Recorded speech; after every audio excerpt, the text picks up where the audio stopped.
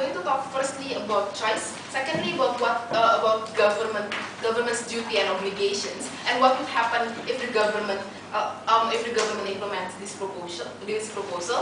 Thirdly, I'm going to talk about Tito's point on doctors. Now, firstly, let's talk about choice. Now, they believe that basically this choice is rational because not every people are materialistic. Not every people believes that what happens on Earth is something that is necessary. But we think that basically when they are on the brink of life or death, we believe that basically the government can. We believe that basically their choice cease to exist because basically they would not be able to think straight anymore because on these cases of their because on these cases that they are on the brink of death, they would stop thinking about what would happen if they are healed or if they can get medication, but they would further on think on what good deeds can I bring to the netherworld, to the further on life that they would have after. Now I think that when this kinds of situation happens, the comparison would be just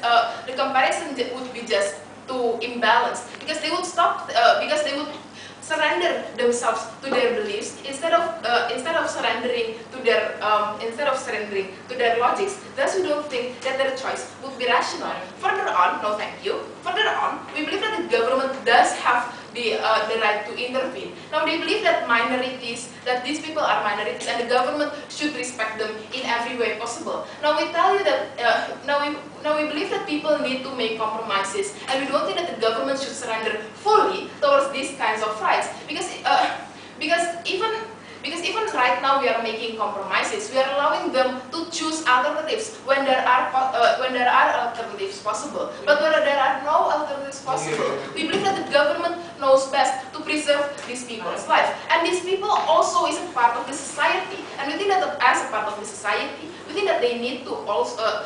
We think that they should not be egoistic and choose whatever they like to choose just because they believe that it is best for their beliefs. Now, no thank you. Now, further on, they believe that what would happen is that if the government implements this, that there would be hatred coming on from these societies towards the government because they believe that the government is alienating them, and further the government is alienating them, and they might refuse to follow policies or taxes. Now, we think that this is highly unlikely to happen. One, it's speculative.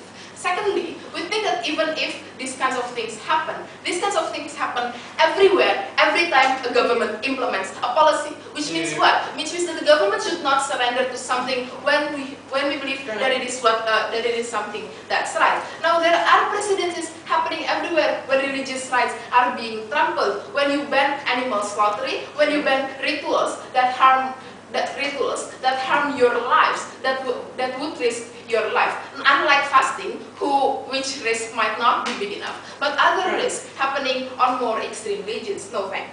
Now, we think that it would also further on be a matter of public. Now they say that these people would start refusing to go to hospitals altogether. Now we think also that these people would be able to differentiate between normal flu and terminal illnesses. And even with terminal illnesses, we think that they would not be that afraid to go to hospitals because they would know that to a certain extent alternatives exist. So we don't think that they would refuse to go to hospitals altogether. Even if that happens, we think that happens rarely, and when that happens, we think that it's the government. We think that the government has no longer any power to force them to hospital. But once they have surrendered themselves to the medical world of hospital, we think that they have to surrender to the treatments that we should give. Yes. Now, if people can choose to live their final days peacefully without fearing eternal condemnation, why don't you give them that option instead? You're making the surgery and making their end of days more miserable. Perhaps they would do suicide at the end of the day. Okay. Now they would not. I mean, if they can be safe, why won't we allow them to be safe? Why won't we allow them to be? No, they would not also live their end of days miserably just because you have done a blood transfusion to them. We think that that's firstly, is highly unlikely. People think about more options, especially when they're already healed and they can think more clearly now because their health condition is in a far better condition, because they believe that right now I already have my life, and right now I do not have any power. Right now I do not have any other choices rather than to live on this life and make the best out of this life. And we think that this is something that we need to accept. People need compromises. You cannot stay extreme altogether all day long. Now, moving on to Dito's point. Now, they believe further on doctors that basically doctors are the ones who are responsible towards the patients and not vice versa. Now, the thing is, even though the patients are not fully responsible towards the doctors, we think that respect needs to be paid to these doctors. That these doctors cannot abandon a dying patient. When you know the trauma of seeing one patient die happens over and over every time a doctor sees a patient unable to be revived.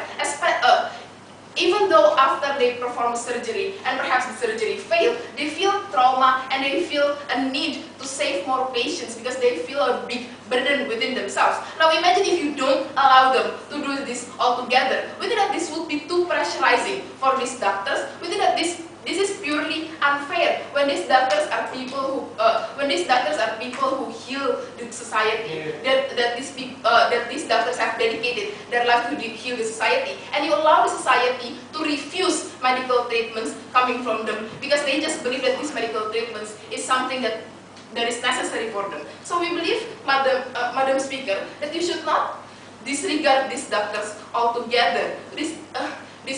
You should not disregard these doctors altogether because these doctors do have a say in healing their patients because they know better the medical condition of the patients. They also know better of the chances of this patient to survive and live on perhaps to 10, 20 years in the future, Madam Speaker. And by all these reasons, we beg you to propose.